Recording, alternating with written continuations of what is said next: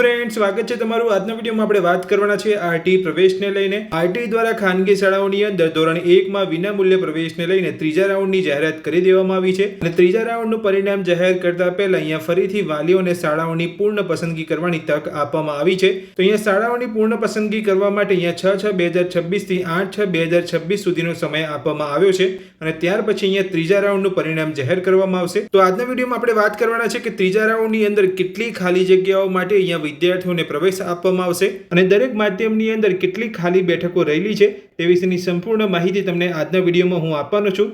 જો તમે ચેનલ પર પહેલી વાર આવ્યા હોય અને આરટીને લગતી દરેક માહિતી મેળવવા માંગતા હોય તો ચેનલને સબસ્ક્રાઇબ કરી રાખજો। ચલો વિડીયોની શરૂઆત કરીએ।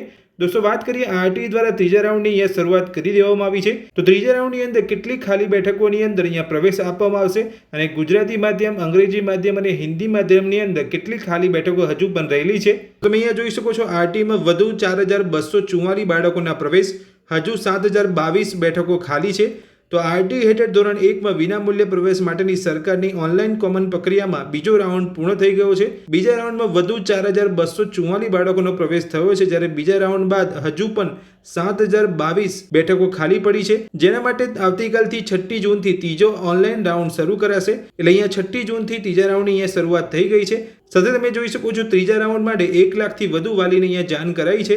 એટલે એસએમએસ દ્વારા અહીંયા 1 લાખથી વધુ વાલીઓને જાણ કરવામાં આવી છે ત્રીજા રાઉન્ડ વિશે। સાથે અહીંયા આરટી દ્વારા જે ઓફિશિયલ વધારે અહીંયા માહિતી આપવામાં આવી છે તમે જોઈ શકો છો।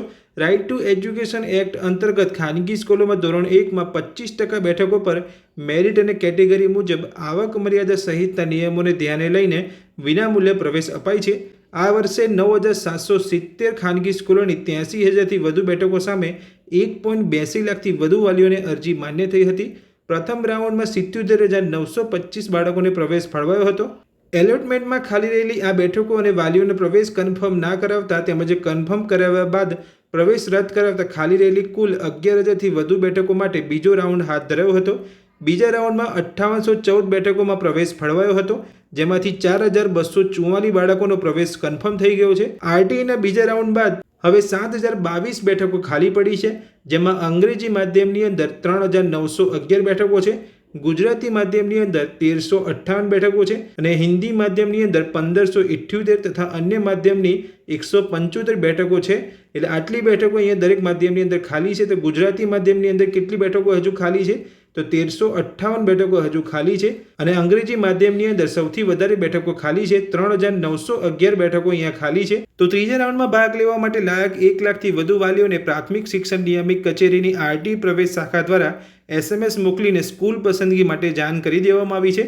વાલીઓ 6 થી 8 જૂન સુધીમાં ઓનલાઈન સ્કૂલ પસંદગી કરી શકશે, નવી સ્કૂલો પણ પસંદ કરી શકશે અને અગાઉની સ્કૂલોની ફેરબદલી પણ કરી શકશે। અમદાવાદ ગ્રામ્યમાં અત્યાર સુધીમાં 2091 ફાળવેલ પ્રવેશમાંથી 1896 પ્રવેશ અને શહેર કોર્પોરેશન વિસ્તારમાં 14,579 ફાળવેલ પ્રવેશમાંથી 13,660 પ્રવેશ કન્ફર્મ થઈ ચૂક્યા છે। કુલ મળીને 83,687 બેઠકોમાંથી 77,425 બેઠકોમાં પ્રવેશ થઈ ગયો છે। તો આરટી પ્રવેશના ત્રીજા રાઉન્ડની અંદર તમે જોઈ શકો છો કેટલી ખાલી બેઠકો માટે અહીંયા ત્રીજો રાઉન્ડ કરવામાં આવી રહ્યો છે। તો 7022 બેઠકો માટે અહીંયા ત્રીજા રાઉન્ડનો પ્રવેશ કરવામાં આવી રહ્યો છે। તો 7022 જેટલી હજુ પણ બેઠકો ખાલી છે, જેને લઈને હવે ત્રીજા રાઉન્ડનું પરિણામ 8 જૂન પછી અહીંયા જાહેર કરવામાં આવશે। તો દોસ્તો આજના વિડીયોમાં મેં તમને માહિતી આપી કે જો તમને આરટીના પ્રથમ કે બીજા રાઉન્ડની અંદર પ્રવેશ નથી મળ્યો તો હવે ત્રીજા રાઉન્ડની અંદર કેટલી બેઠકો માટે અહીંયા પ્રવેશ કરવામાં આવવાનો છે અને કયા માધ્યમની અંદર કેટલી બેઠકો હજુ રહેલી છે। તો આ વિડીયોમાં મેં જે તમને માહિતી આપી એ ગમી હોય તો વિડીયોને લાઇક કરજો, ચેનલ પર પહેલી વાર આવ્યા હોય તો ચેનલને સબસ્ક્રાઇબ કરી રાખજો। Thank you.